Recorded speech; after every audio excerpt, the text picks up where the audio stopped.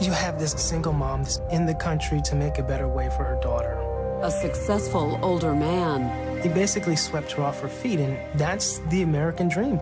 But her dream would soon turn into a nightmare. This marriage is just like choking her, and she felt that she's going to get out by any means. Even if in the end, it meant she had to choke back. I was choking him, he was choking me. I thought I was gonna die.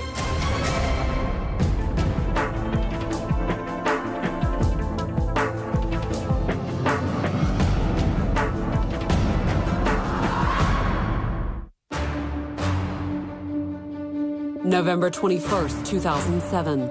It was just before 9 a.m. in the affluent community of Merrick, New York, when the local emergency dispatch received a harrowing 911 call. Nassau Police Emergency Operator. Hello. Yes. Okay, you're gonna have to stop crying, sweetheart, so I can understand you. What's the problem? My husband tried to choke me this morning. The caller was 29-year-old Kelly Forbes. She told the dispatcher she desperately needed help for her newlywed husband, 50-year-old Michael Forbes. Is your husband conscious? No. Is he breathing? I don't think so. Moments later, police and emergency responders arrived at the Forbes residence. Inside, they found Kelly Forbes cowering at the top of the stairs. I'm there crying, I'm shaking. I'm just scared out of my mind. And I pointed to the room where Michael was. Brushing past Kelly, officers discovered the body of Michael. His 6-foot, 250-pound frame slumped across the floor. The officer tried CPR, he tried mouth-to-mouth, and we're seeing if there was any sort of a resuscitation that would assist Michael Forbes. The EMTs weren't exactly strangers in the Forbes home. They'd been there barely a month before when Michael had suffered a heart attack. They got him up to the hospital and put the stent in the vein, you know. And that's the only thing that saved him. Had Michael Forbes suffered a second heart attack? Questioned at the scene, his wife of less than 8 weeks gave police a very different account of what had just occurred. According to Kelly, there'd been an attack, all right, but it had nothing to do with Michael's heart. Michael woke her up early in the morning by placing an electrical cord around her neck, attempting to strangle her in her sleep. I tried to push him off and he wouldn't come off. And in the midst of the ensuing struggle, she'd somehow managed to wrap the cord around Michael's neck. He was trying to kill me. All I did was try to defend myself. Now, as the EMTs fought to save Michael's life, detectives were left to unravel the mystery of what really happened. A truth that lay hidden somewhere in not one, but 2 secret lives. Kelly and Michael Forbes first met 2 years earlier in Brooklyn, New York. Kelly, a 27-year-old single mother, had recently moved to the city with her daughter from her native Trinidad. I moved to New York to basically start over. I had my daughter. She was young at the time, and her father and I had just broken up. So one of my brothers, Nicholas, he was already living here. So I moved in with him. You know, we have more, well, I guess, family here, you know, than other states, really. So, yeah, I guess New York was a place to be. Not long after moving in with her brother, Kelly had gotten a job as a medical assistant at a Brooklyn doctor's office. She drew blood, she took EKGs, she did all the patient care, pretty much. She's a very caring person, so when her patients come in, she treats them with the utmost care. Kelly's delicate touch left an impression on one patient in particular, a local barbershop owner named Michael Forbes. He came in to do a stress test. I was the one that did his IV, and he was telling me that he was really scared of needles. So I said, you know, this is not gonna hurt. So he was like, are you good? I was like, yeah, I'm pretty good. And I did it, and he was like, I didn't feel a thing. Michael may not have felt the needles prick, but he did feel something else. He was infatuated with her. You know, just, yo, man, I met this girl. She had long hair, she has an accent, brown skin. Just always talked about her. Like, you know, she was like a goddess. Michael wasn't interested in worshiping her from afar, however. He left his number for her at the front desk, telling him that he wanted to take her out or whatever. Kelly's coworkers were impressed with her new suitor. Cutting hair wasn't Michael's only job, and his other work paid very well. He said he was into real estate. He owned a couple of houses in Brooklyn. But at 48 years old, he was also 21 years Kelly's senior. And with her hands full with her job and daughter, Kelly intended to keep her relationship with Forbes strictly professional. I didn't have time for a relationship at that point, and I made it known to him. Michael, however, wasn't about to give up. Michael began to woo her by sending flowers to the doctor's office. And I don't mean once, tons of flowers were delivered. Michael's persistence eventually paid off. In late September of 2006, Kelly agreed to a date, and the steady stream of gifts turned into a flood. He sent roses to the job constantly. He would take her out to, like, elaborate places. He was that kind of guy. He made me feel like, you know, like a princess, basically. Michael had every intention of making Kelly his queen, too. Less than a month after their first date, he proposed. I said, this is way too soon. And he told me that he loved me, and I just kept saying, you don't know me that well, I don't know you that well.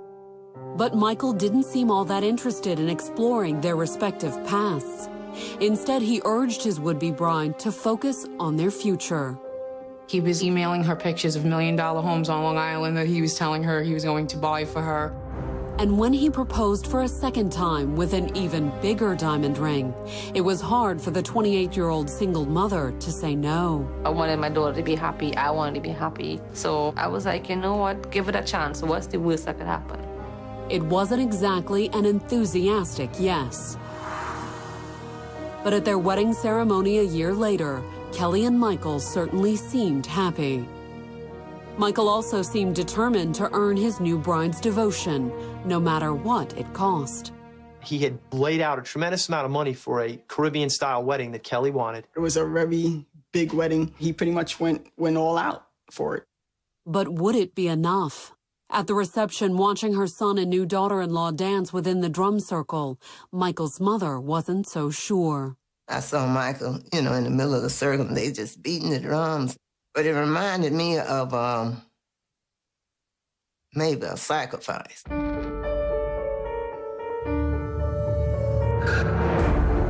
2 weeks later, following their honeymoon, Michael made good on one of his many courtship promises, surprising his bride with a waterfront home.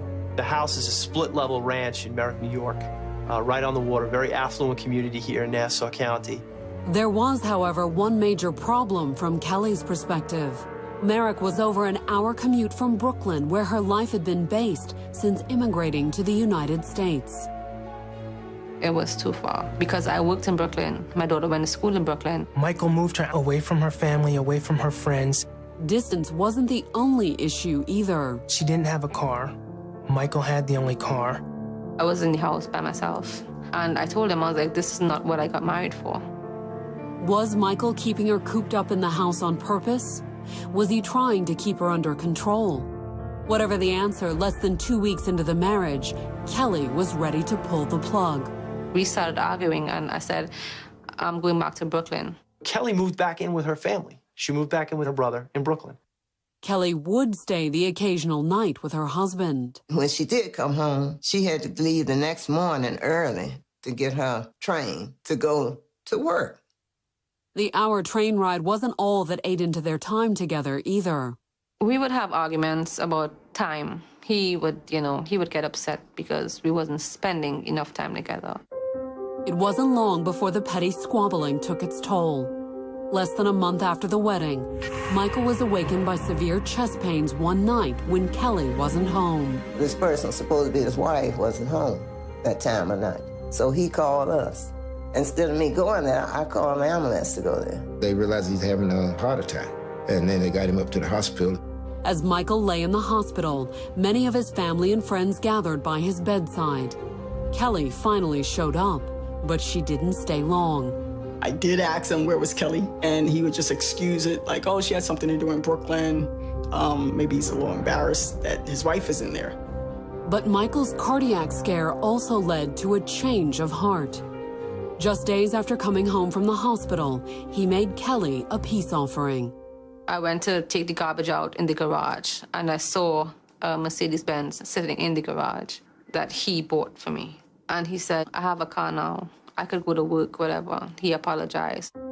Kelly was happy to take the keys her husband offered, but rather than allow her to commute from Merrick, the Mercedes simply made it easier for Kelly to trek to Brooklyn and stay. She'd work all week long, and every weekend she'd go to Brooklyn and spend the weekend with her people. And when Kelly was back in Merrick, she usually wasn't there to help nurse her convalescent husband. Her daughter was adapting to being in a new situation away from everyone that she knew. So at night, she would go in and tuck her in and fall asleep, and he really didn't like that. He would come wake me up and start arguing. He would say, I am married to him. I'm supposed to be in his bed. She was just to the point that, it's too early for them to be having this much conflict. So she's like, I need to get out. November 21st, 2007. It was just before 9 a.m. when Nassau County Emergency Dispatch received a frantic 911 call from the home of Michael and Kelly Forbes. On the line was Kelly, and she told the dispatcher she desperately needed help. Is your husband conscious? No.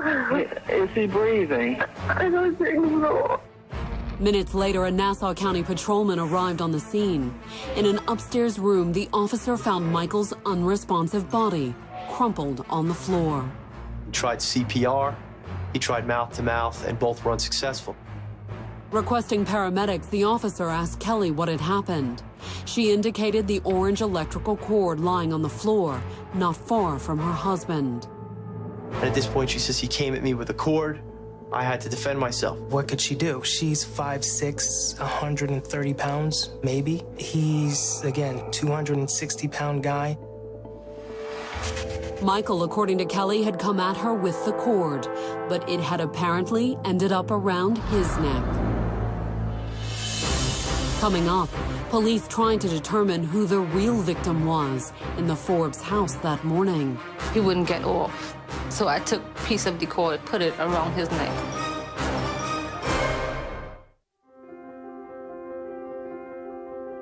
On the morning of November 21st, 2007, the yard outside Kelly and Michael Forbes' Merrick, New York home was bathed in the blue lights from half a dozen squad cars. They'd come in response to a 911 call Kelly had placed moments earlier. Is your husband conscious? No. Is he breathing? I don't think so. According to what Kelly told the first officers on the scene, her husband had just tried to kill her in her sleep. She shouted to the officer who arrived in the house, "He tried to strangle me. He tried to strangle me." All I did was try to get him off me.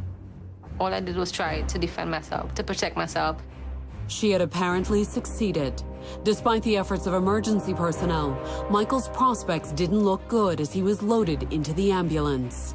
There were no signs of life. He was officially pronounced dead later at the hospital. And just how had Michael died? An official ruling would depend on the autopsy results, but the police at the scene suspected it had something to do with the series of bruises beneath Michael's chin. There was not a doubt in my mind those were ligature marks. Why would Kelly's husband attack her? And how did she not only survive, but end up killing him instead?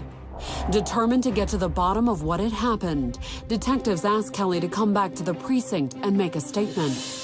But first, she said she had to take care of her daughter. The 7-year-old had slept through Kelly's struggle with Michael, only to be awakened by the police sirens. I'm there crying, I'm shaking. I'm just scared out of my mind. And she comes and she hugs me and she said, "Mommy, I love you." I was like, "I love you too." And I told her something happened, so Mommy got to talk to the police for a while. Minutes later, in a police interrogation room, detectives asked Kelly to explain what exactly had happened with her husband that morning, starting from the beginning. And the story Kelly told was of a brief 8-week marriage punctuated by abuse. There were 2 specific claims that she made. She made one claim that Michael smacked her in the head, and there was another claim where she stated that Michael was at the top of the stairs and he shook her from behind. Kelly explained that she'd never filed charges against her husband. Instead, she said after each incident, Michael had broken down and begged her to stay. He asked me to forgive him. Sometimes I blame myself because I knew the situation I was in, and I stayed. And earlier that morning, according to Kelly, Michael's behavior hadn't just been abusive. It had been attempted murder. That's the last thing I remember. Everything just went blank after that. I thought that was like I was gonna die. Kelly told the officers it had all started the night before. She and Michael had gotten into an argument over the amount of attention Kelly had been paying to her daughter. So I said, I'm gonna get her ready for bed and then we'll talk. So he said, all right. He walks off. Kelly said once Michael had left the room, she'd gotten in bed with her daughter. She's laying on the bed, I'm laying on the bed. We both fall asleep. A few hours later, according to Kelly, she'd woken back up and after making sure her daughter was still asleep, crept back to the master bedroom. Inside, she said she'd found Michael waiting up and furious. He said, what the F are you coming into bed for? He was like, get the F out. Kelly told police she'd left the room, grabbed a comforter, and tried to make a bed on a sofa in an adjacent room. But she said Michael had soon followed her into the room. And according to Kelly, he'd had a lot on his mind. He began arguing about everything. I was like, you know what? If I make your life that stressful, that miserable, I'll leave. According to Kelly, Michael's reaction to the suggestion had hardly been the one she expected. He started laughing. He said, that's not gonna happen. Kelly said she'd finally fallen asleep on the sofa, but maybe an hour later, Michael woke her up with an electrical cord. Michael placed the cord around her like that, which doesn't really give you a lot of leverage as the attacker. Kelly said she'd managed to roll off the couch before Michael had been able to fully tighten the electrical cord around her neck.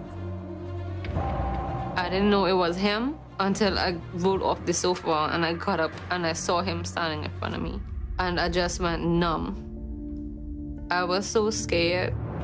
And that's when, according to Kelly, Michael had grabbed her by the throat and begun to squeeze with his hands. I couldn't hear anything. I couldn't feel anything. The only thing I know that he was trying to choke me. And he's not letting go. Kelly told the police that she kneed him in the groin. Kelly said Michael had fallen to the ground, pulling her down with him. And the struggle, according to Kelly, had continued on the floor. He had me by my neck, and he was trying to put the cord back. He was squeezing my neck, and he wouldn't get off. So I took a piece of the cord. It was a long cord. And I put it around his neck and started pulling, hoping that he would let go. But he didn't, and I don't even know how long that lasted for. The daughter was in the next room. She was fighting for her life. She was just trying to survive. The next thing I remember was seeing him laying there, and he wasn't moving. And I tried shaking him. I was like, Michael. And he wasn't getting up. Afraid that Michael was dead, Kelly said she'd quickly called her brother and father in Brooklyn. She also told police she had called a friend named Jeremy Bryant. He lived in Hempstead. He was the closest one there. And I tried to tell him what happened. I was crying so much that, you know, I don't think he understood what I was saying. So he told me to call 911. Kelly's version of events certainly sounded like a clear case of self-defense. But was it true? It all hinged on one question. Was Michael an abusive husband, so out of control that he'd try to strangle his wife in her sleep? The detectives weren't necessarily sure. For starters, if Kelly and Michael had been engaged in such a violent struggle, why had her daughter slept through the whole thing? She was asked whether or not she made any noise. And she said, I didn't want to scream because I didn't want to wake my daughter up. I remember thinking about was my daughter sleeping. And I couldn't do anything. It was an explanation that police found hard to believe. She's about to breathe her last breath. She's about to meet her maker. And better for her daughter to be an orphan than to wake up because she didn't want to make any noise. It made no sense at all. And without her daughter as a witness, police had only the physical evidence to confirm Kelly's story. The bruises around Michael's neck certainly suggested that he'd been strangled. But what about Kelly? What they saw was a small bruise about the size of a thumb on her wrist, and they also saw a bruise on her arm. Why weren't there any bruises on Kelly's neck? After all, didn't she claim Michael had strangled her first? There were no tears to her pants or tank top. There was no clothes out of place. There were no rips, no bloody lips, no black eye.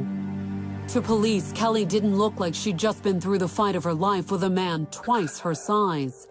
Neither, for that matter, did the crime scene. This room was messy. Certain things were out of place, but certainly not a scene that would be indicative of some sort of violent struggle that Kelly described to the police. Did that imply the struggle didn't occur? At this point, the investigators weren't sure. Still, despite the inconsistencies in Kelly's statement, some facts about the case were certain. There was no doubt that he was dead. There was no doubt that Kelly pulled on the cord, and because Kelly pulled on the cord, he died. There was no doubt. And that alone was enough for an arrest. She was placed under arrest by the police based on her statement. Considering she'd claimed self-defense, Kelly was stunned by the turn of events. I'm thinking they're gonna take me back home. Then he came back in with a little card with my rights on it. Kelly was booked on second-degree murder charges and immediately taken to jail. 12:30 in the morning, the following morning, one of the detectives called me and told me, he said, well, I just want to inform you your sister was being arrested for murder. And then he hung up. I was scared. I haven't seen my family. I didn't speak to anyone. I didn't know where my daughter was. I was just in shock.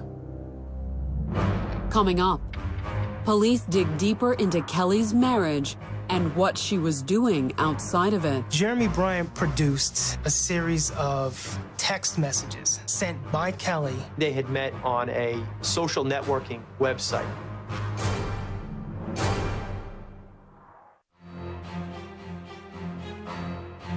On Thanksgiving morning, November 22nd, 2007, 29-year-old Kelly Forbes sat in a Nassau County jail cell. She'd confessed to strangling her husband Michael with an electrical cord the morning before.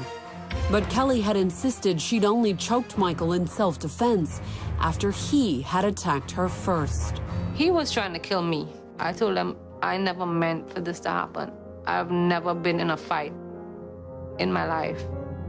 And the shock had scarcely worn off hours later when she was ushered into a Long Island courtroom and arraigned on murder charges. I couldn't even stand up. I was crying so much. And the day when he said second-degree murder is like, I don't know, I can't explain that feeling. As Kelly fell apart, her attorney entered her plea, not guilty by reason of self-defense, which put a little pressure on the prosecutors. Typically in Nassau County, the prosecutor has to indict someone who's accused of a felony within 6 days. If the prosecutor fails to get an indictment at that time, the defendant must be released. Not only would Kelly be released, without an indictment, the DA would be forced to drop the murder charges. It was a small glimmer of hope for Kelly Forbes as she was taken back to the cell where she was being held without bond.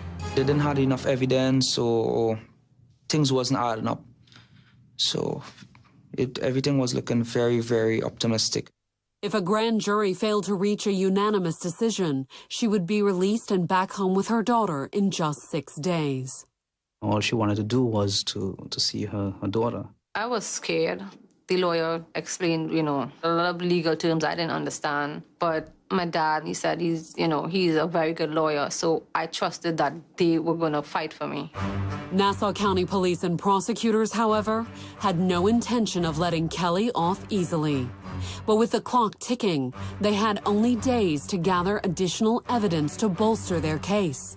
Step 1, try and substantiate Kelly's accusations of abuse.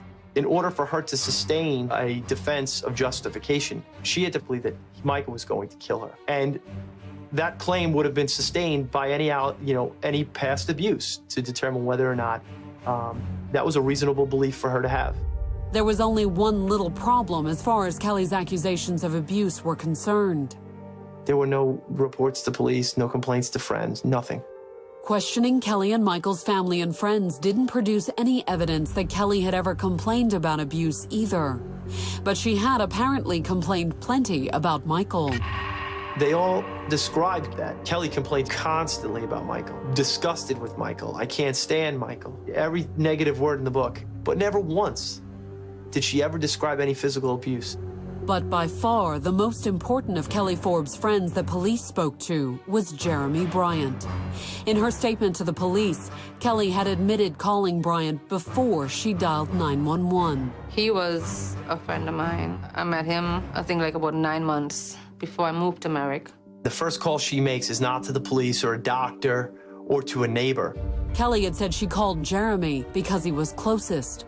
But did that make any sense? After all, when police questioned Jeremy, he admitted he'd done little other than offer advice.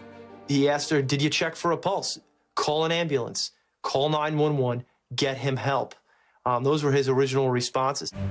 Jeremy told police Kelly had texted him too, messages that he had just happened to have saved on his phone.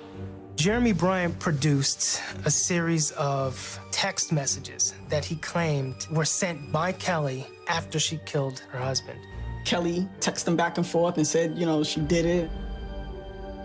Were the messages all part of a desperate woman's call for assistance? Or were they an admission of guilt?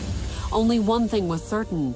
Jeremy Bryant's phone indicated that the first message was sent at 8:17 a.m., long before Kelly had called 911 at 8:48 a.m. She waited about a half an hour before reaching out to anybody. According to what Kelly had earlier told police, the attack had occurred at 7:30 in the morning, meaning she'd waited an additional 47 minutes before she had texted Jeremy. She didn't call the police for about 78 minutes after she strangled Michael. She waits and she calls up Jeremy Bryant. And there was still the question of just why she had called Jeremy. Was it simply, as Kelly had claimed, that he was the closest? Or was there another reason? Speaking to the police, Jeremy revealed just how close he and Kelly were.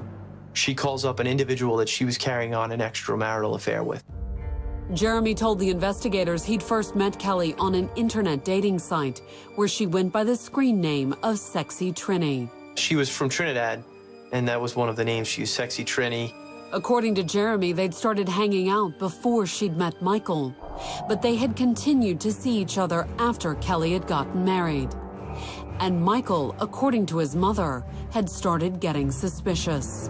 He knew something wasn't right, because he would say to me, no matter why she go to Brooklyn so much, why she stays in Brooklyn. I think that was one of the frustrations that Michael had with Kelly, is that she was still carrying on with men on the phone and on the internet.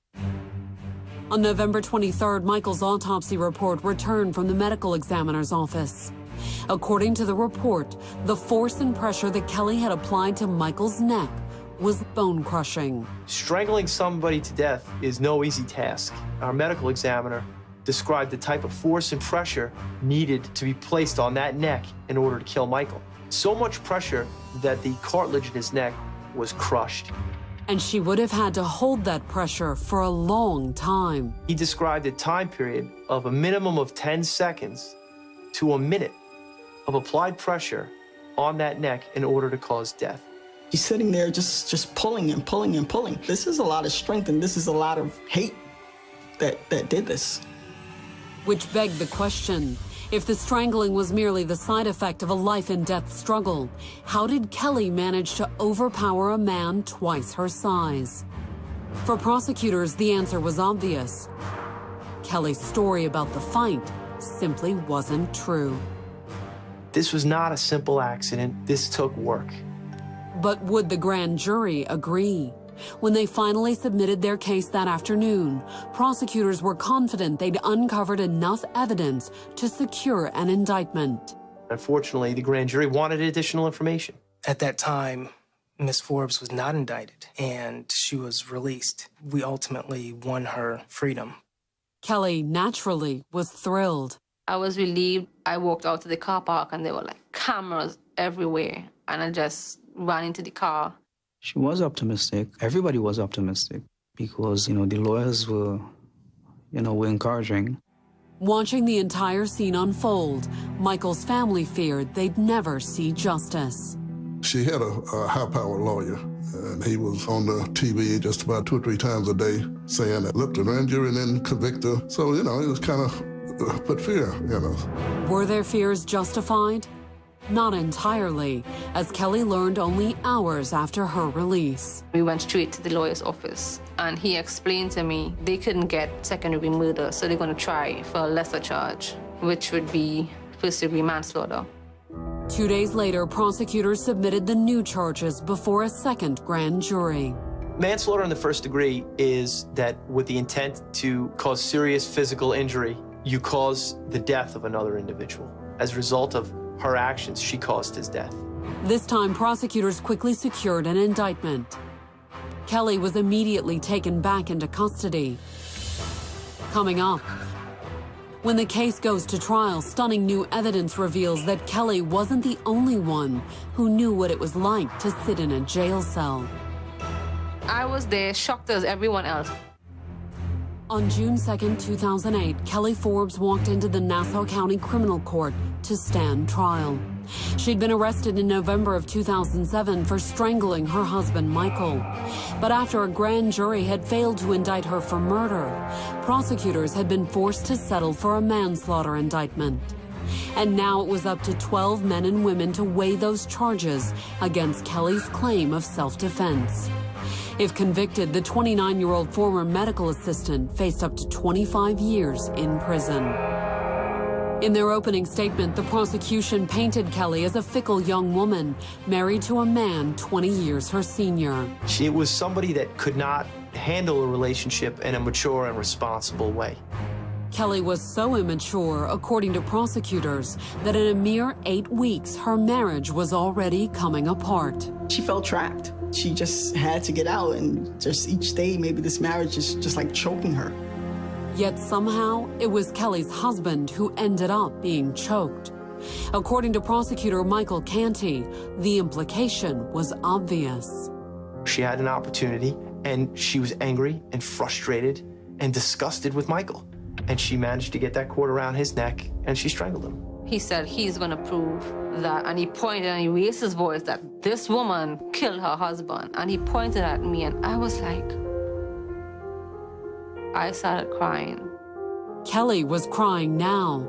But according to the prosecutors, she hadn't been so hysterical after she'd strangled Michael. As evidence, they called Jeremy Bryant to the stand. During the investigation, police had found out that Kelly and Jeremy were more than just friends, as Kelly had initially claimed. We decided to go have lunch, get some drinks. And I guess I did have a little too much to drink. And one thing led to another. And, we slept together. In his testimony, Jeremy told jurors about the text messages he'd received from Kelly immediately after Michael's death. Messages that indicated Kelly had waited more than an hour before calling police. She didn't call 911. She didn't reach out for a doctor. And at this point, Michael was absolutely no threat to her at all. None of that happened. She's just calling someone saying, I did it. He's dead. Just shows that, this plan that she had, came to fruition.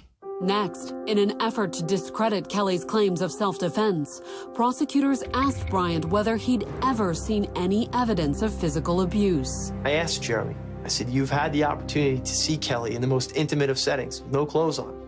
Did she ever show any signs of abuse, any bruising, any black eyes? And his answer was clear, no, never. And according to Jeremy, she'd never so much as mentioned abuse either. Never. All she did was complain about Michael. That was really disappointing. I told him about what I was going through at home. I thought that, okay, he's going to testify, at least somebody going to say something on my part. And it was the total opposite. After Jeremy's testimony, Michael's friends and family started breathing a little easier. When her boyfriend came in and testified against her, I think that was pretty strong. Prosecutors didn't ask jurors to take Jeremy's word for it either. Calling the medical examiner to the stand, they reminded the jury that Michael had suffered a heart attack barely a month before his death. When he got out of the hospital, he was in no condition to care for himself. Weeks later, would he have been in any condition to initiate the violent struggle Kelly had described to police? According to prosecutors, the answer was no. To reinforce the point, they asked the medical examiner to testify about the medications Michael was taking. According to his testimony, not only had Michael been in no shape to start a fight, he'd barely been able to defend himself. He would have been basically physically impotent. Lack of muscle coordination, weak, lethargic, certainly somebody that was not a threat to Kelly Forbes. The proof, they said, was how Kelly had somehow managed to escape, which she claimed had been a life-or-death struggle, relatively unscathed.